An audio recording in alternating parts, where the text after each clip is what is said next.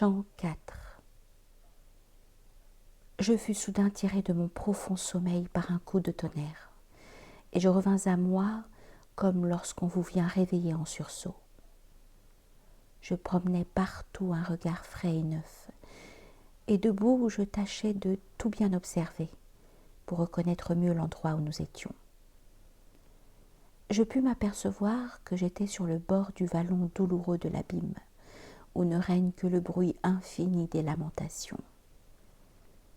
Il était si profond et si plein de ténèbres que malgré mes efforts pour regarder au fond, je ne pus distinguer aucun de ces détails. Nous descendons au sein de la nuit éternelle, dit alors le poète au visage de cire. J'entrerai le premier, tu seras le second. Mais moi, m'apercevant soudain de sa pâleur, je dis « Comment entrer si tu le crains toi-même, qui devrais cependant me donner du courage ?» La pitié, me dit-il, que je sens pour les gens perdus dans cette fosse, a peint sur mon visage la couleur que tu prends pour un signe de peur. Allons, un grand chemin nous attend désormais. C'est ainsi qu'il entrait qu'il me fit entrer, dans le cercle premier qui fait le tour du puits.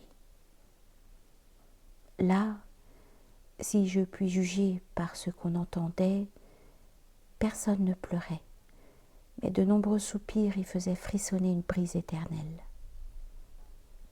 Leur source à tous était la douleur sans tourment qu'éprouvait cette foule aux vagues infinies d'hommes entremêlés de femmes et d'enfants. Le bon maître me dit « Ne veux-tu pas savoir qui sont tous ces esprits que tu vois de si près ? Or, il te faut savoir avant d'aller plus loin qu'ils n'avaient pas péché. S'ils eurent du mérite, il n'est pas suffisant.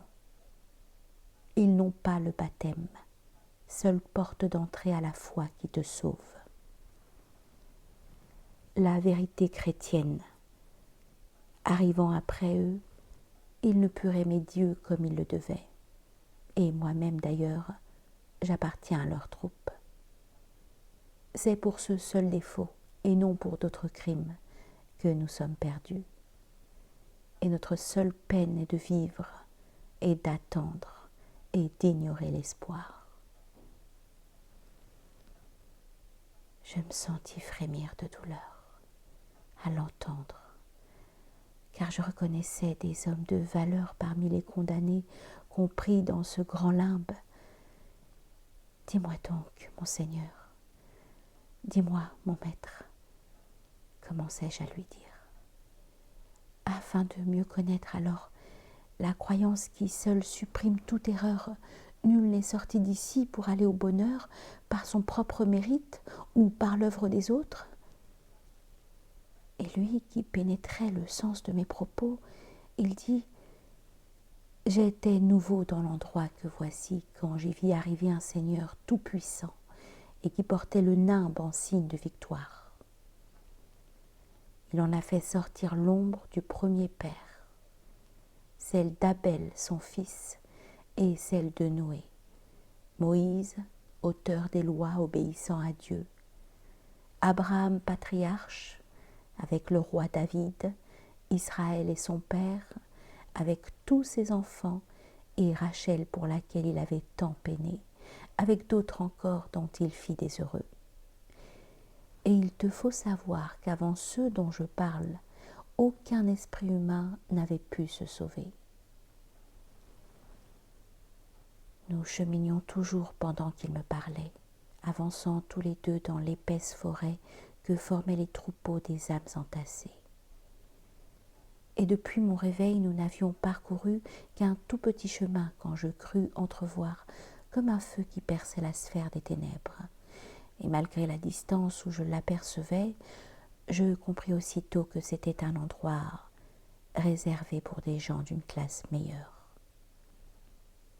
Toi, le plus grand honneur des sciences et des arts, Qui donc jouit là-bas d'un pareil privilège, qui semble distinguer leurs troupes au sein des autres? La gloire de leur nom, répondit-il alors, qui retentit encore au monde d'où tu viens, intercède pour eux, et le ciel les protège. À ce même moment, j'entendis une voix dire « Rendons hommage à l'illustre poète. Son ombre entre enfin au lieu qu'elle a quitté. » À peine cette voix achevait de parler que je vis s'avancer vers nous 4 ombres grandes dont l'aspect ne montrait ni tristesse ni joie. Et mon maître crut bon de m'expliquer encore « Tu vois celui qui tient une épée à la main et marche comme un prince à la tête des autres? Ce souverain poète est le célèbre Homère, et celui qui le suit, le satirique Horace. Le suivant est Ovide, et le dernier, Lucain.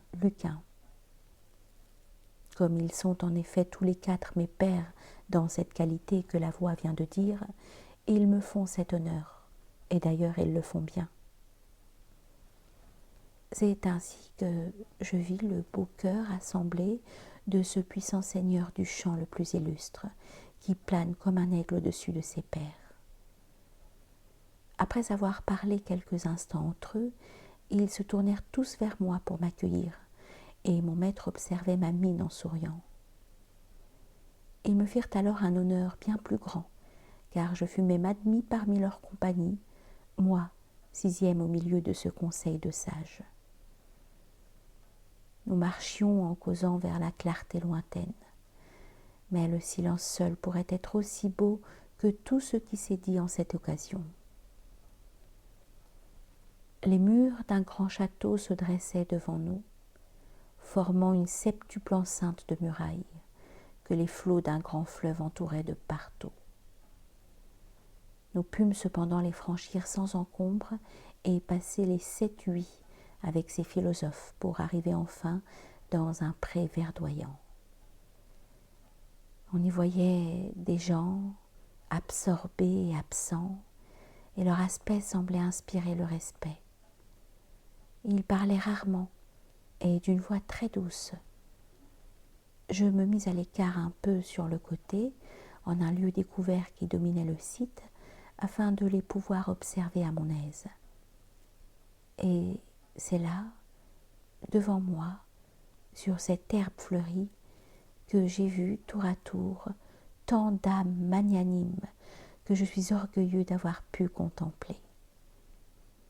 Électre était là-bas avec ses compagnons, et j'ai bien reconnu Hector auprès d'Énée et de César, armés les yeux d'oiseaux de proie. Un peu plus loin de là, j'ai vu Penthésile et la Vierge Camille et le roi Latinus, ayant à ses côtés sa fille Lavinie. Et j'ai vu ce Brutus qui renversa Tarquin, Lucrèce et Marcia, Julie et Cornélie, et le grand Saladin qui restait à l'écart. Puis en levant le regard vers le haut, j'aperçus le Seigneur de tous les philosophes au milieu d'un grand chœur de sages assemblés.